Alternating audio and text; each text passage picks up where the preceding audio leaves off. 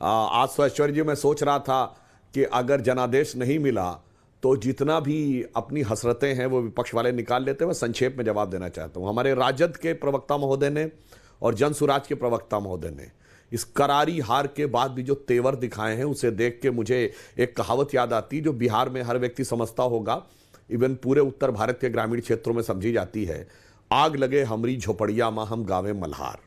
जनसुराज और राजद के प्रवक्ताओं का इस करारी हार के बाद उत्पल जी रुकिए, एक एक करके। एक बार भी नहीं बोलेंगे। अनुराग भदौरिया जी, उत्पल जी बीच में नहीं। अरे भाई इनका तो कोई लेना ही देना नहीं था बिहार में।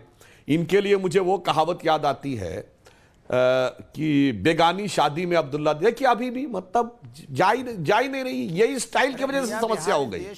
मां इतनी भौकाली सुनना नहीं है, बीच में बोलना है, हड़काना शुरू कर देना है, यह वजह से यह स्थिति हुई। अब खैर, अब मैं बताना चाहता हूं, उन्होंने पूछा कि हमने क्या दिया, तो मैं याद दिलाना चाहता हूं हमारी सरकार आने से पहले 2005 से पहले 2005, 6, 7 हमारी सरकार आने के बाद भी कुछ साल तक रहा है। बिहार के लोगों को याद होगा मोबाइल चार्ज कराने के लिए 20 रुपया देना पड़ता था, क्योंकि गांव में तो बत्ती आती नहीं थी। इलेक्ट्रिसिटी कवरेज केवल 22% था।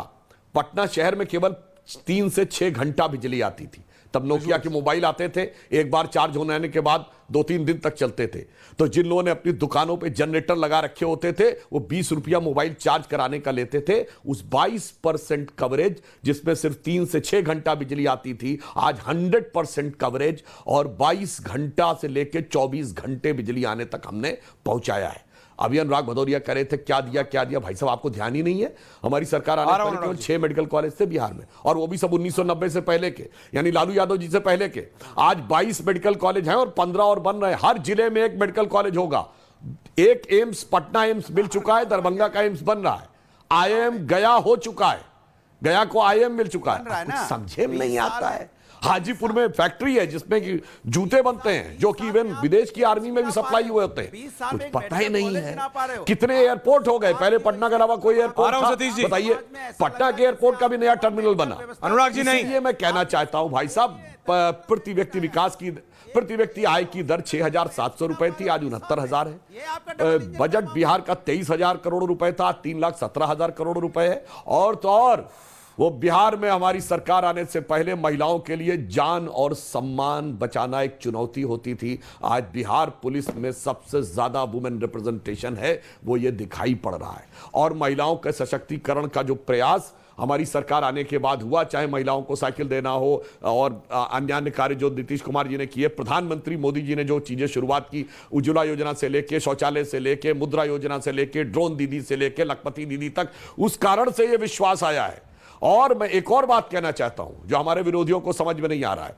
ये आप लोग 50 साल पुरानी जो आप कह रहे हैं ना भदौरिया जी, आपकी सुई अटकी हुई है 80 के दशक की पॉलिटिक्स में। क्या आप इस पे लड़ाई पड़े, जातियों पे लड़ाई लड़के हो जाएगा? भाई साहब वो दिन गए। आज जो समीकरण आपने चुना था उसमें आपस में सामंजस्य नहीं था। मुकेश साहनी ने यह बयान दिया, मैं देखिए कोई जातियों को लड़ाने के लिए नहीं बोल रहा हूं। मुकेश साहनी ने अपने पॉडकास्ट के इंटरव्यू में कहा कि मल्लाह समाज की अधिकतर प्रताड़ना यादव समाज के द्वारा हुई है, इसलिए वोट ट्रांसफर होने में समस्या आ रही है। और आप कहानी सुनाए पड़े थे 50 साल पहले वाले में कि दलित वर्सेस सवर्ण की लड़ाई लड़ेंगे, वो है ही नहीं आज धरातल पे। आज गांवों में कोई ऐसा संघर्ष है ही नहीं। संघर्ष का स्वरूप ही दूसरा है।